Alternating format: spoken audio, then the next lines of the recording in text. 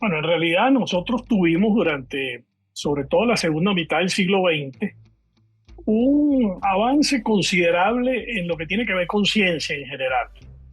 En Venezuela empezaron a partir, digamos, sí, de los años 50 y sobre todo los años 60, se fundaron una serie de instituciones importantes, entre ellas el IBIC, la Facultad de Ciencias de la Universidad Central de Venezuela, la Facultad de Ciencias en la Universidad de los Andes, la Universidad Simón Bolívar, la Universidad de Oriente, en fin, una serie de instituciones que permitieron que se consolidara la ciencia en Venezuela. El INTEVEP, más adelante, en los años 80. Por ejemplo, el petróleo venezolano contenía o contiene mucho azufre.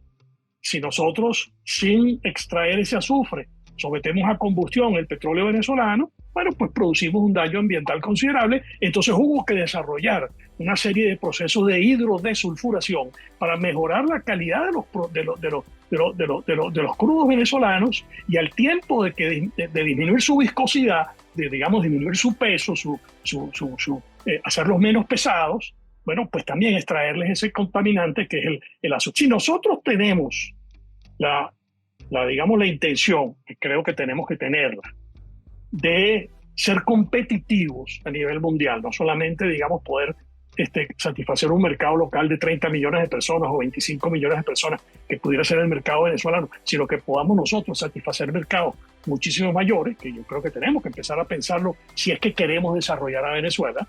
Bueno, necesariamente tenemos nosotros que basarnos en la innovación. Yo empezaría por ahí, por ocuparme de cuál es la gobernanza de las instituciones a todo nivel y de qué forma se sostienen económicamente esas instituciones.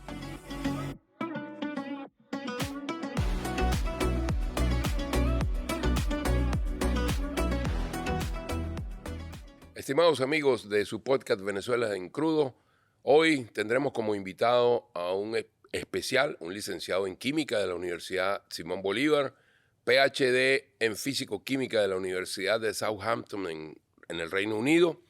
Actualmente es profesor emérito de la Universidad Simón Bolívar, donde ocupó además varios cargos que fueron muy importantes, como el de jefe del Departamento de Química, decano de Investigación y Desarrollo, vicerrector administrativo y luego rector de la Universidad Simón Bolívar. También fue vicerrector académico y rector en la Universidad Metropolitana de Caracas y subdirector del Centro de Hidrógeno, interesante, de la Universidad de Texas, A&M.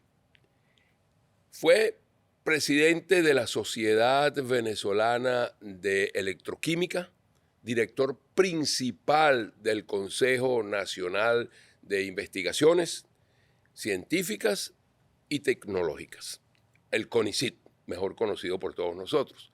Y también sirvió como secretario general de la Asociación Venezolana para el Avance de la Ciencia, ASOVAC. Tenía tiempo que no recordaba ASOVAC. Y de la Asociación Venezolana de Rectores Universitarios. Definitivamente es individuo de número de la Academia de Ciencias Físicas, Matemáticas y Naturales. Miembro de la Academia de Ciencias de América Latina y Fellow de la Academia de Ciencias del Mundo para el avance de la ciencia en los países en desarrollo. Estamos hablando del rector, dos rector en dos universidades distintas, Benjamín Sharifker. Muchísimo gusto, rector. Gracias por haber aceptado esta invitación. Muchísimas gracias, Horacio. Al contrario, muchas gracias por la invitación y esta oportunidad para conversar. Fíjese, rector, hay varias cosas que me gustaría ir avanzando con usted. Primero, la verdad es que un currículum, tengo que decirlo, impresionante, ¿no? Y bueno, licenciado en química. Yo tengo algunos amigos licenciados en química, por ejemplo, uno que sé que es amigo común como Vladimiro Mujica, ¿no? Vladimiro y yo nos conocemos desde esa época. Pero la verdad es que hoy en día, cuando uno va viendo cómo avanzan las cosas, cómo avanza la tecnología, cómo la ciencia ha avanzado, y ahora con este reforzamiento extraordinario, uno comienza a preguntarse, ¿Venezuela dónde está? Nos hemos quedado estamos llegando tarde, tendremos tiempo de emparejar, porque la verdad recuerdo esos grandes esfuerzos y le decía el CONICIT, que es como uno lo conoce, yo no me, el nombre completo, si tú me lo preguntas otra vez ahora, me raspa, estoy raspado, pero CONICIT, o sea, igual que el IVIC o el INTEBEF en el caso de PDVSA, eran unos sitios, unos centros de investigación extraordinarios. ¿Cómo estamos nosotros en eso hoy en día? Porque a mí me tiene un poco angustiado y preocupado esa situación. Bueno, en realidad nosotros tuvimos durante, sobre todo la segunda mitad del siglo XX, un avance considerable en lo que tiene que ver con ciencia en general. En Venezuela empezaron a partir, digamos, sí, de los años 50 y sobre todo los años 60, se fundaron una serie de instituciones importantes, entre ellas el IBIC, la Facultad de Ciencias de la Universidad Central de Venezuela, la Facultad de Ciencias en la Universidad de los Andes, la Universidad Simón Bolívar, la Universidad de Oriente, en fin, una serie de instituciones que permitieron que se consolidara la ciencia en Venezuela. El INTEBEP, más adelante, en los años 80, a mediados de los 80, apareció el INTEBEP.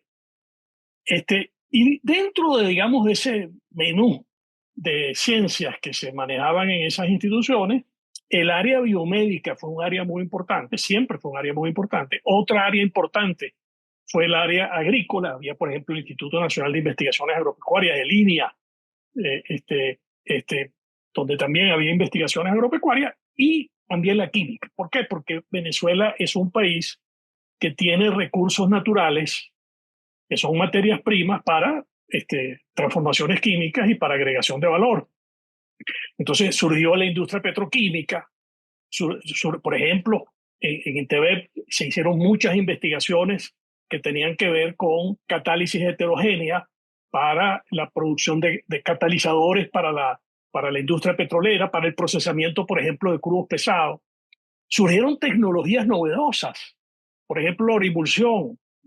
Eso se desarrolló en los años 80 y 90 del siglo pasado, como una manera de valorizar un recurso que tenemos nosotros en grandes cantidades, que son los crudos pesados, pero que había que agregarles valor a esos crudos pesados, porque tal cual como los extraemos del subsuelo, inclusive hoy en día, tienen un valor muy escaso y hay que agregarles valor. Una manera de agregarles valor fue el desarrollo y la comercialización de un combustible nuevo, la orimulsión, que desplazaba el carbón natural que se utilizaba en muchos países, Japón, Italia, China, etcétera, para la producción de energía eléctrica en un mundo que ya estaba empezando a requerir de energías más limpias, porque ya para los años 80 empezó a tomarse conciencia de que el uso indiscriminado de recursos fósiles para la producción de energía, bueno, producía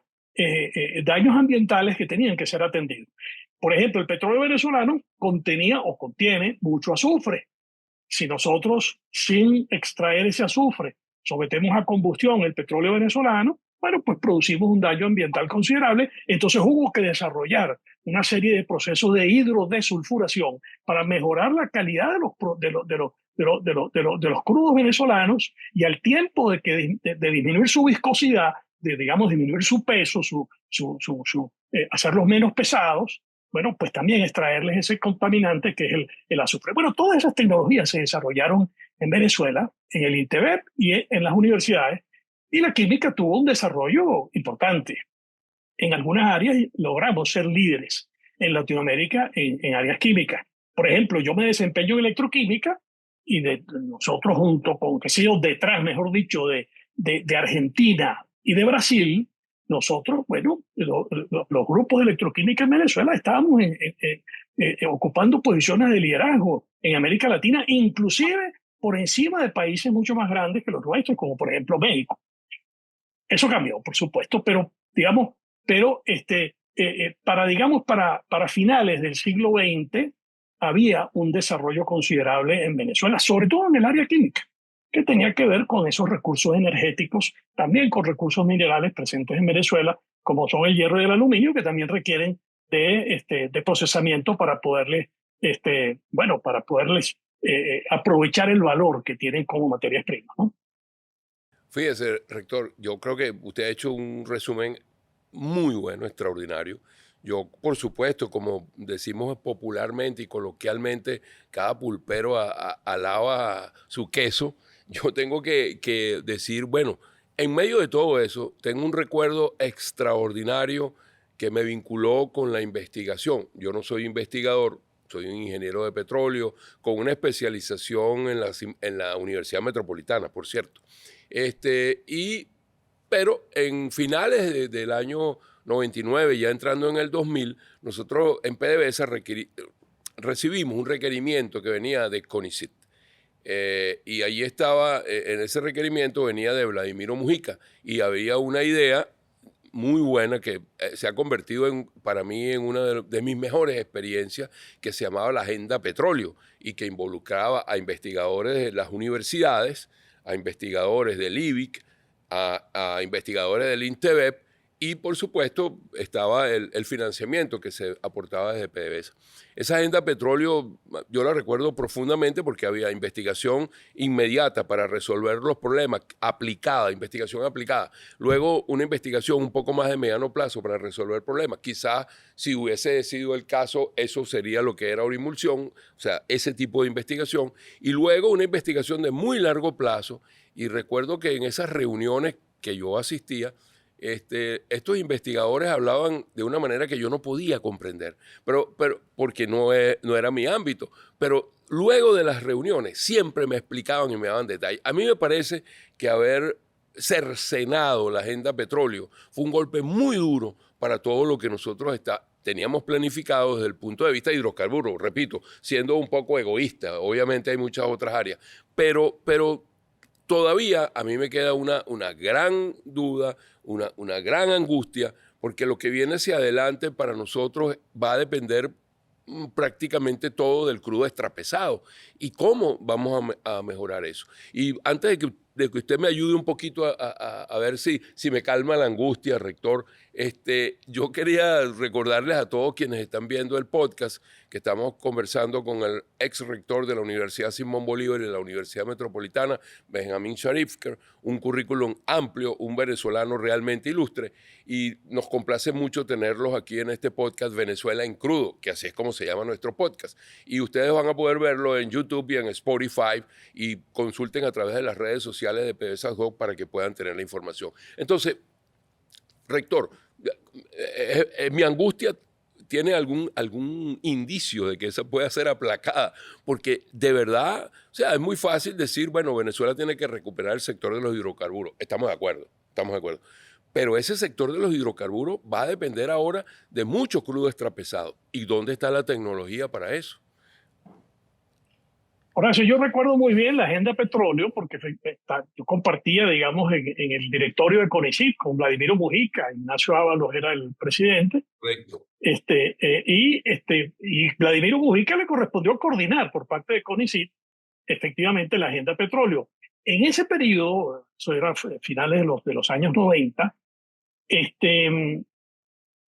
surgió, digamos, la necesidad de transformar un poquito la gestión de la ciencia en Venezuela.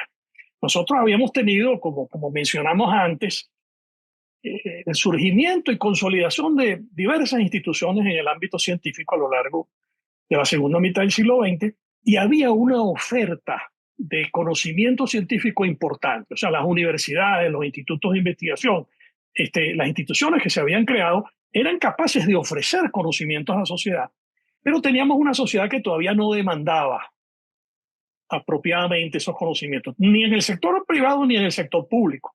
Una industria que no dependía de la innovación para su competitividad, sino que dependía, digamos, de otro tipo de manejos financieros o políticos para hacerse, digamos, para poder progresar.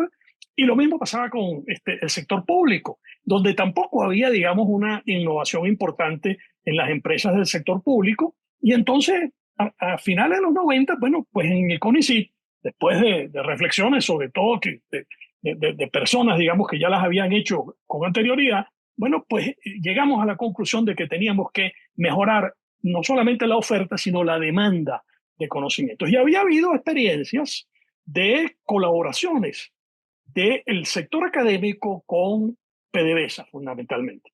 Yo mismo había tenido experiencias durante los años 80 y 90 con proyectos que tenían que ver con la valorización del gas natural.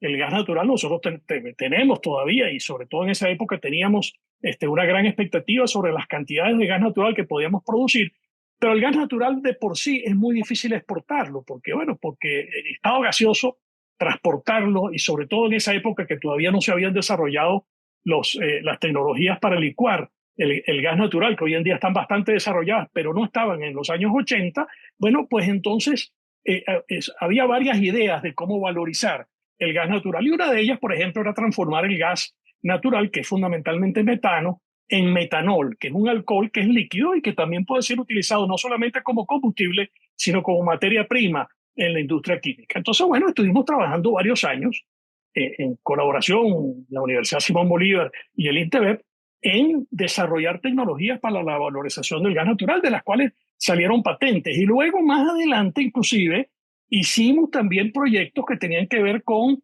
el limpiar los combustibles. Por ejemplo, nosotros producimos diésel, pero como mencionamos antes, el diésel que sacamos del petróleo directamente tiene mucho azufre, y entonces el diésel que producíamos en Venezuela no cumplía con las normas que había que cumplir, por ejemplo, para poderlo exportar a Europa. Correcto. Entonces, bueno, también trabajamos en el desarrollo de tecnologías para limpiar de azufre el diésel. Y luego, inclusive más adelante, pero bueno, eso ya fue ya en el siglo XXI, tuvimos inclusive proyectos con las empresas operadoras que había en Venezuela, bueno, empresas transnacionales, no quiero mencionar sus nombres en este momento, para también darle valor a residuos de la refinación del petróleo pesado venezolano. Por ejemplo, nuestro petróleo tiene grandes cantidades de níquel y de vanadio comparado con petróleos de otras partes del mundo.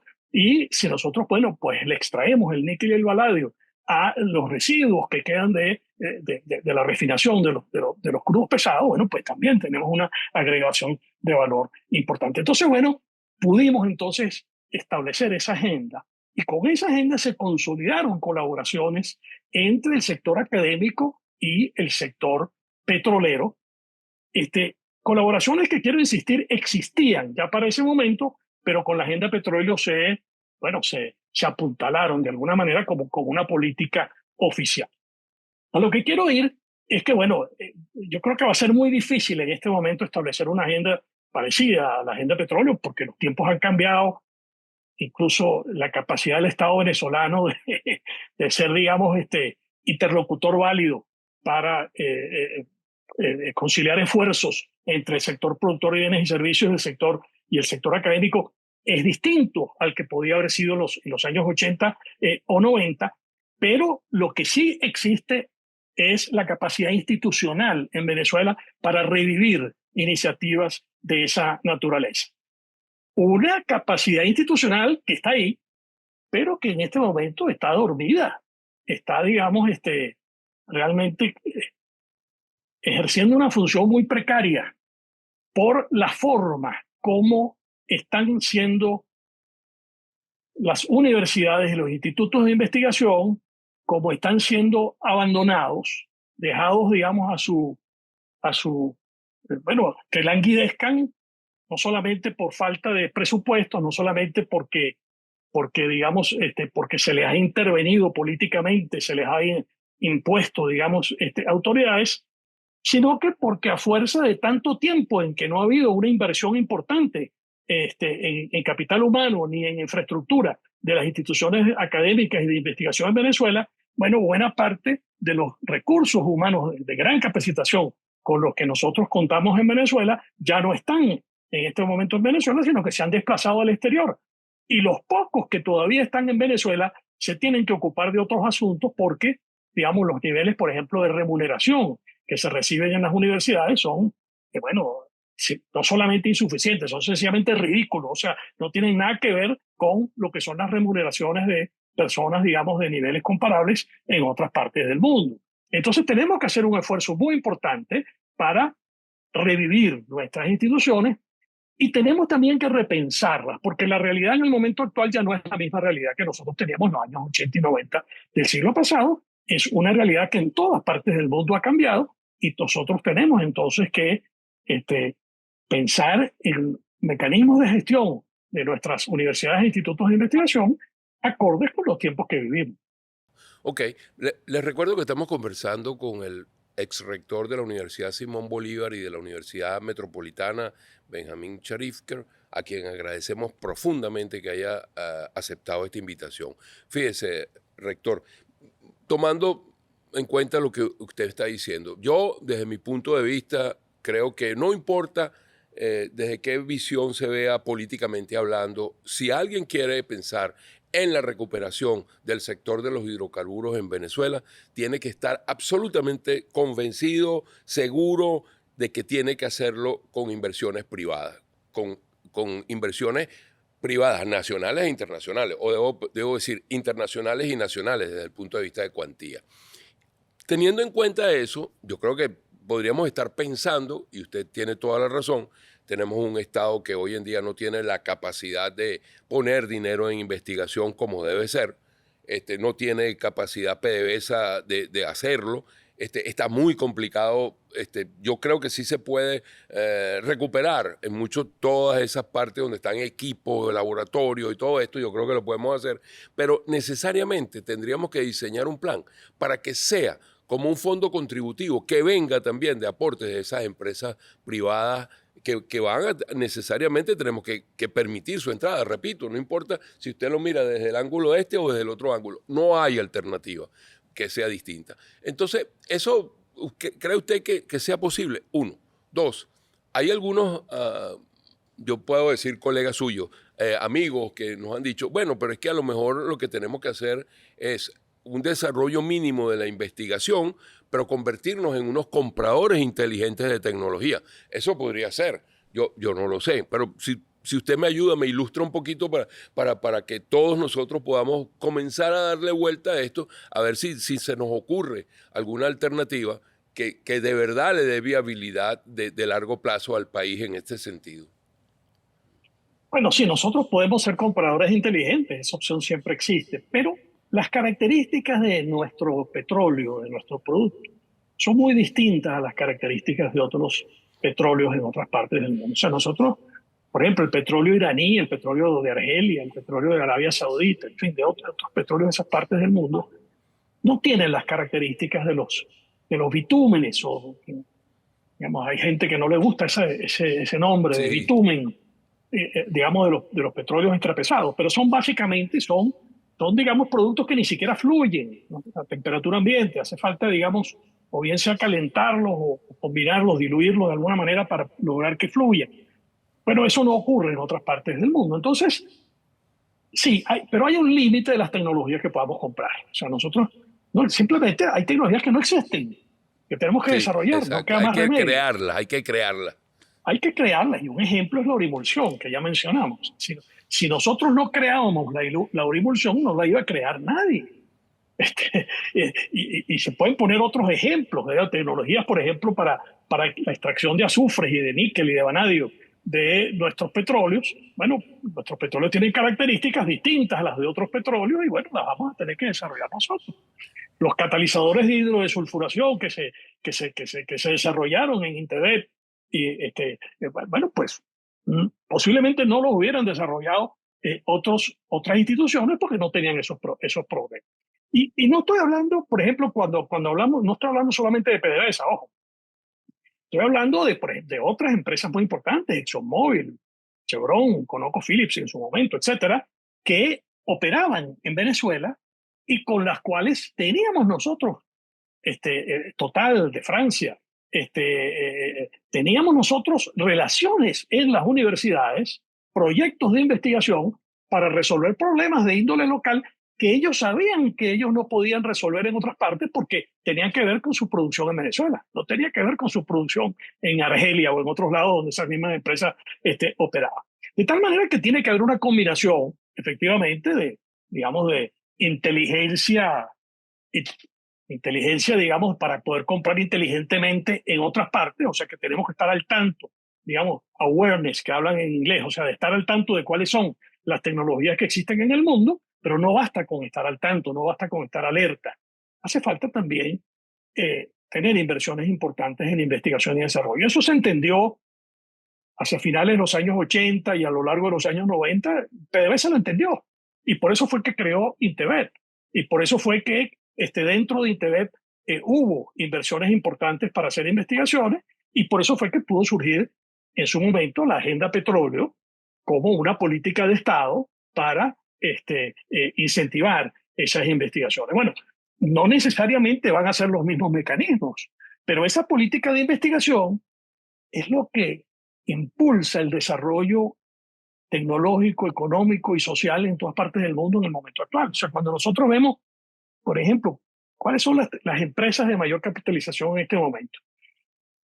En los años 80, 90, podían ser empresas de petróleo, podían ser empresas, digamos, de productoras de automóviles, podían ser empresas productoras de siderúrgicas, etcétera, de metales.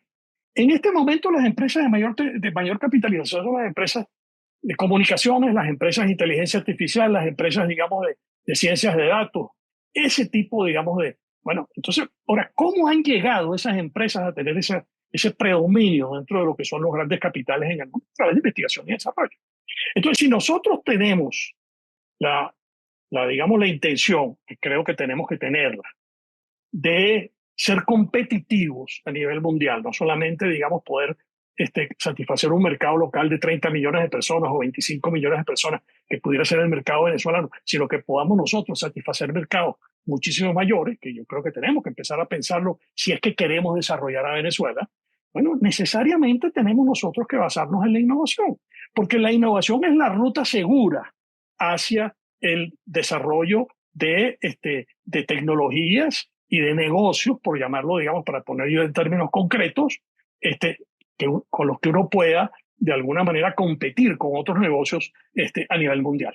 Entonces, no cabe la menor duda que nosotros tenemos que fortalecer institutos de investigación y universidades que puedan, junto con empresas productivas del sector público y del sector privado, desarrollar tecnologías que hagan, que generen productos competitivos y a través de esos productos competitivos nosotros poder entonces satisfacer las necesidades de crecimiento económico que tiene Venezuela.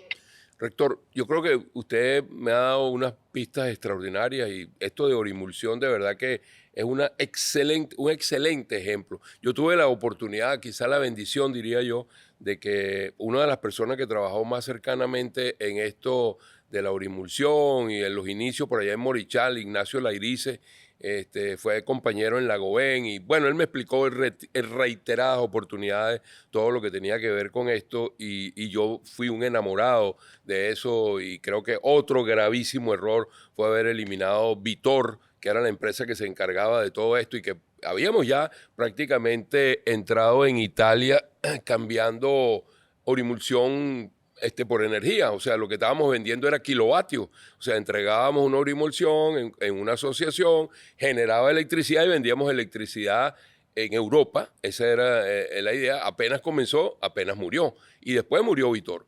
Entonces, pero usted me ha dicho algo cierto.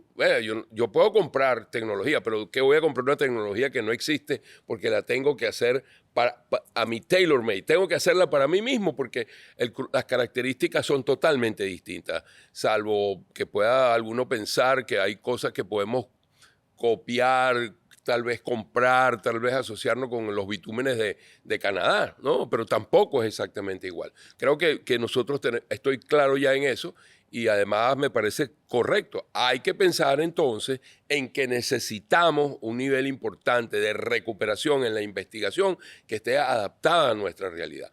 Yo creo que ya ese es un punto de partida bien interesante que me permite, digamos, al pensar un poco más en los planes hacia el futuro, incluir esto de una manera ya más concluyente. Yo tenía cierto grado de duda, debo confesarlo, pero yo creo que esta aclaratoria me deja bien. Ahora, otro punto importante.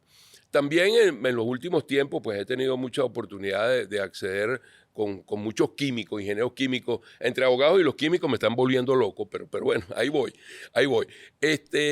Pero la petroquímica, porque otra cosa importante, o sea, yo creo que hay que pensar también como país en eso. El sector de la petroquímica puede ser bien interesante si se orienta correctamente.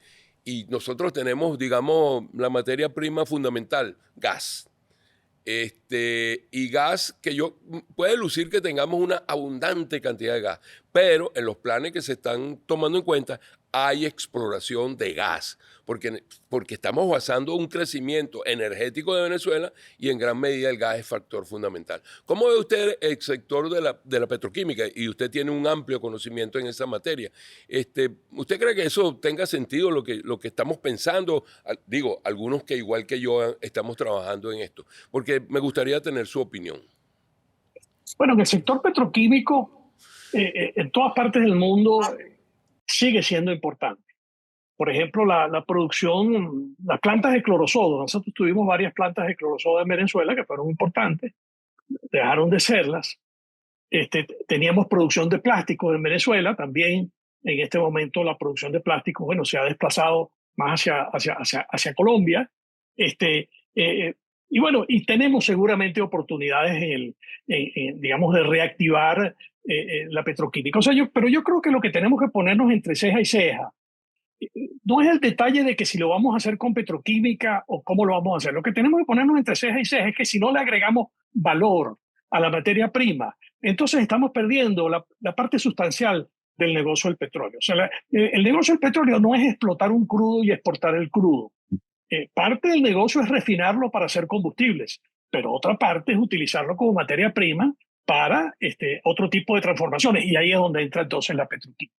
Entonces yo creo que ese es digamos, el núcleo, digamos, de la preocupación que tenemos que tener, de cómo podemos nosotros valorizar una materia prima y agregarle valor a través de transformaciones, y entonces esas transformaciones son las que realmente, bueno, pues resultan tremendamente rentables. O sea, cuando uno compara el valor de un barril de petróleo crudo con el valor del equivalente a un barril inclusive de un combustible bien hecho, pero sobre todo de un producto químico ya elaborado, bueno, mira, la diferencia es del cielo a la tierra. O sea, estamos hablando de varios órdenes de magnitud de diferencia entre lo que es el valor de la materia prima y el valor de los productos ya elaborados. Entonces yo creo que hacia eso tenemos que ir. Por ejemplo, aceites lubricantes, por ejemplo. En fin, hay cantidades de ejemplos que se pueden tomar y que tienen que ver, por supuesto, con la petroquímica. Pero lo que pasa digamos, tenemos que ver cuál negocio petroquímico es el que estamos hablando, ¿no? Esa parte, bueno, hay que analizarla. No te tengo una respuesta, digamos, definitiva, porque es un tema que hay que digamos, bueno, yo creo que lo vamos, prestarle atención. Yo creo, rector, que lo vamos a invitar para que nos ayude a pensar en eso, porque es justamente allí, ¿no? O sea, ok, vamos a desarrollar pero ¿cuál petroquímica es la que vamos a desarrollar? Y yo creo que eso es importante viendo, digamos, el escenario a largo plazo, que es lo que realmente queremos hacer con el sector petroquímico. Y por los momentos, bueno, creo que eso es una idea que ya está allí. Otra idea que hemos venido manejando es, creo que PDVSA incluso no le daba mucho impulso a algo que llamamos industrialización de las corrientes alternas de refinación, que es donde produce negro humo, lo que las refinerías en alguna manera a veces circulan, que se podían entregar, y hubo un núcleo interesante, un experimento interesante que ocurrió allá en Punto Fijo, alrededor del centro refinador de Paraguaná, de Lagoén y Maravén, o sea, Cardón, Amoahí y Cardón, en el orden correcto, pero nunca se logró desarrollar. Yo creo que hay que repensar eso, porque también alimentando pequeños empresarios, pequeñas empresas que comiencen a industrializar esto, también es una forma de desarrollo y una forma de aprovechar esas corrientes. Y también hay que estar pendiente de lo que son las nuevas tendencias. O sea, nosotros ahora tenemos mucho el desarrollo de vectores energéticos distintos al petróleo. O sea, el petróleo ha sido el vector energético importante, por ejemplo, para proveer energía para la movilidad, tanto de aviones como de barcos, como de vehículos terrestres, etc. Pero ahora ya nosotros tenemos un segmento importante de los vehículos terrestres, por ejemplo, que ya no se están moviendo con petróleo, sino que se están moviendo con baterías, que son eléctricos o con celdas de combustible, bueno, con otro tipo, digamos, y se está hablando mucho de, por ejemplo, el hidrógeno como vector energético, e inclusive otros vectores energéticos como el amoníaco. Tanto el hidrógeno como el amoníaco pueden ser productos petroquímicos, o sea, se puede conseguir, el hidrógeno se puede, digamos, obtener por, digamos, energías completamente limpias, el hidrógeno verde, a partir, por ejemplo, de hidrógeno solar perdón, energía solar o energía eólica o energía hidroeléctrica. La hidroeléctrica no es tan verde como la eólica y la solar, pero es bastante, digamos, es bastante verde. Y lo mismo que el amoníaco también se puede obtener, y tanto el hidrógeno como el amoníaco pueden ser esos vectores energéticos, digamos. Ya se está hablando mucho de la economía del hidrógeno como un hecho de que nosotros vamos a tener, digamos, una transición energética hacia el hidrógeno a muy corto plazo. Bueno, nosotros ahí tenemos grandes oportunidades porque precisamente por tener nosotros recursos fósiles, tenemos formas de reformar, digamos, eso no es energía exactamente verde, pero es energía mucho más verde que la de simplemente quemar el petróleo. Y hay tecnologías que nos permiten producir el CO2 y hacer uso de ese CO2 para también procesos industriales, de forma tal de que no lo estemos inyectando directamente en la atmósfera, sino que estemos haciendo uso de él como insumo para procesos industriales, o bien reinyectándolo para mejorar la capacidad productiva de los pozos. De tal manera que ahí, por eso no es solamente la petroquímica tradicional una opción que tenemos para salir adelante, sino que tenemos que analizar las nuevas opciones que vienen de lo que son las tendencias tecnológicas del momento y de lo que son también las necesidades de producción primaria, en donde, por ejemplo, la reinyección de CO2 al subsuelo es una forma de mejorar la producción, al tiempo que uno entonces aprovecha el hidrógeno como subproducto de esa tecnología de reinyección del CO2. Correcto. Yo creo que eso es básicamente un pensamiento holístico que más o menos se ve reflejado, creo yo, en el plan contemplado que se llama convertir un hub energético de las Américas a Venezuela. Y yo creo que hay muchas opciones. Ya hemos identificado algunas desde el punto de vista eólico, desde el punto de vista hidroelectricidad, desde el punto de vista solar. Por supuesto, estamos contando con el gas también para que entre en acción y en movimiento en todo esto. Pero obviamente en los primeros tiempos no tendremos otra alternativa que seguir dependiendo del viejo amigo, el petróleo, como fuente primordial de ingreso, y además que sabemos cómo hacerlo y cómo comenzar a reactivar ese sector. Pero esto forma parte de una cantidad importante de asuntos. Ahora bien, para que podamos ir en ese sentido, yo tengo una preocupación también muy grande, y usted fue rector de dos importantes universidades en Venezuela. Por ejemplo, los profesores, usted lo dijo, los sueldos, bueno, realmente horrible. Yo creo que eso es una de las formas de pensar rápidamente, porque ¿quién va a volver a dedicarse a la formación de esos profesionales y de esos investigadores que vamos a necesitar de cara al futuro? Eso es un problema grave a mi modo de ver las cosas. Pero además allá hay otra cosa que yo veo hacia atrás. La calidad de los jóvenes que llegan hoy a estudiar el primer semestre de cualquier carrera, desde el punto de vista de formación, viene bastante arañada, bastante deficiente, ¿no? Tanto en bachillerato como desde la primaria. Entonces, pareciera que es necesario pensar la parte de la educación desde cero hasta el posgrado, ¿no? Entonces, no sé por dónde sería lo más conveniente, porque si para esto que estamos hablando de la investigación y de que podamos necesariamente desarrollarlo, ok, necesito profesionales universitarios, pero ¿y qué clase de profesionales universitarios tengo? Habría que reforzar, reeducar, no sé cuál es la palabra, me disculpo porque no encuentro una palabra adecuada, pero creo que para mí, y yo creo habérselo mencionado cuando conversamos antes de este podcast, la educación se ha convertido también en un elemento importante en mi cerebro que me da vuelta y vuelta, ¿no? Porque yo lo estoy viendo. Uno ve a los jóvenes, bueno, con mucho espíritu. Yo creo que los jóvenes venezolanos son maravillosos, tanto que yo veo también esas competencias internacionales con otras universidades y siempre tenemos una buena performance, ¿no? Un buen desempeño. Pero eso es ese desempeño excelente de esos grupos una muestra representativa del global. Yo no lo creo. Entonces, ¿por dónde empezaríamos? ¿Qué me puede decir? Digo, una orientación, porque yo creo que eso hay que insistirlo y hay que insistir en que es necesario revisar el proceso educativo en toda su extensión. Bueno, yo creo que para poder, digamos, responder la pregunta, que es muy compleja, tenemos que recapitular un poquito cómo llegamos aquí. Venezuela tuvo, y digamos, inclusive desde 1900, inclusive antes de la segunda mitad del siglo XX, desde 1937 prácticamente, desde que tuvo, digamos, empezó a tener un crecimiento institucional importante, cuando, digamos, las estructuras sociales venezolanas se convencieron que tenía que haber separación de poderes, que tenía que haber un sistema, digamos, el derecho debía prevalecer, teníamos que tener un Estado de Derecho, entonces un sistema de justicia, y entonces surgieron liceos, surgieron hospitales, y estoy hablando, surgieron, por ejemplo, la sanitación, el hecho de que nosotros hayamos eliminado la malaria en Venezuela en los años 40 y 50, bueno, eso fue una capacidad de progreso importante para Venezuela. Ahora, ¿cómo ocurrió ese proceso, digamos, de modernización de Venezuela? A través de la creación de instituciones. Entonces había liceos importantes. O sea, por ejemplo, en Venezuela estaba, qué sé yo, el Liceo Andrés Bello, el Liceo Fermín Toro. Había universidades importantes, Universidad Central de Venezuela, Simón Bolívar, Universidad Oriente, etc.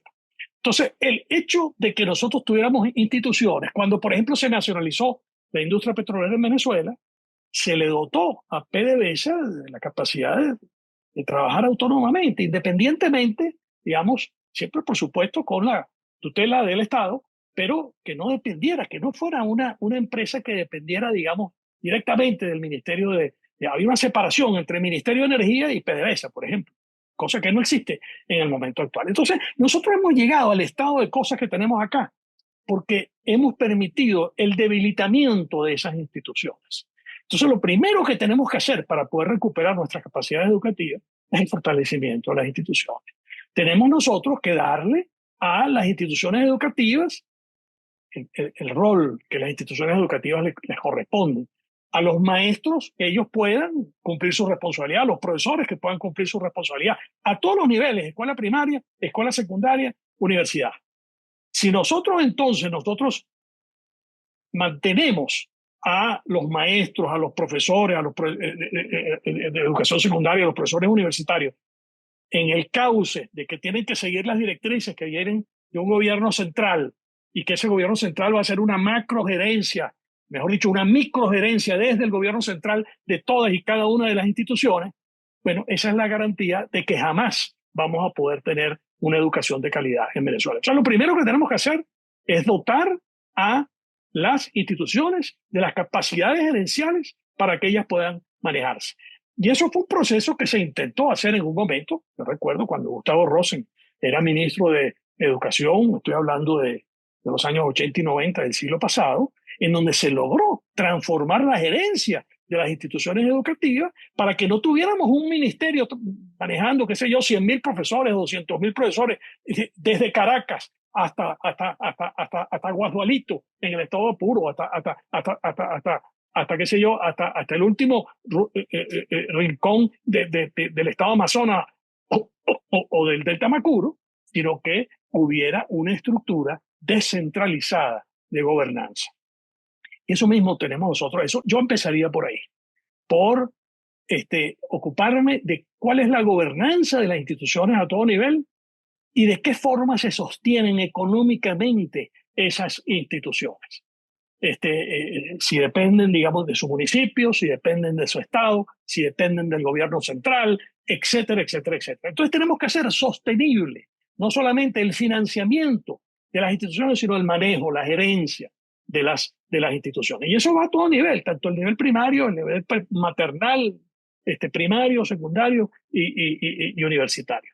Entonces yo empezaría por ahí. En el caso de las universidades, que es lo que más me preocupa y de lo que más, digamos, puedo conversar porque es donde tengo más experiencia, bueno, nosotros tenemos que trabajar mucho en que nuestras universidades tengan una gobernanza apropiada para que nosotros podamos realizar esa función que le corresponde a las universidades de contribuir al desarrollo, no solamente a la educación, digamos, en un aula de clase, sino al desarrollo social y económico a través de la elaboración de proyectos, porque eso es lo que le brinda también sostenibilidad a las universidades. A las universidades no pueden sostenerse solamente con el presupuesto fiscal, tienen que procurar recursos a través de la agregación de valor de los procesos de investigación, Y tienen que también, como pasa, por ejemplo, en otras partes del mundo, notablemente en los Estados Unidos, que buena parte del financiamiento de las universidades proviene de la confianza que la sociedad le tiene a esas universidades,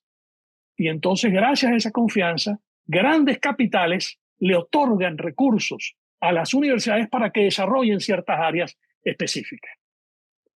Vemos cómo las grandes universidades de Estados Unidos constantemente están recibiendo donativos para que se cree una cátedra en un determinado tema, para que se cree un instituto en un determinado tema, para que se haga un esfuerzo de investigación para resolver un determinado problema.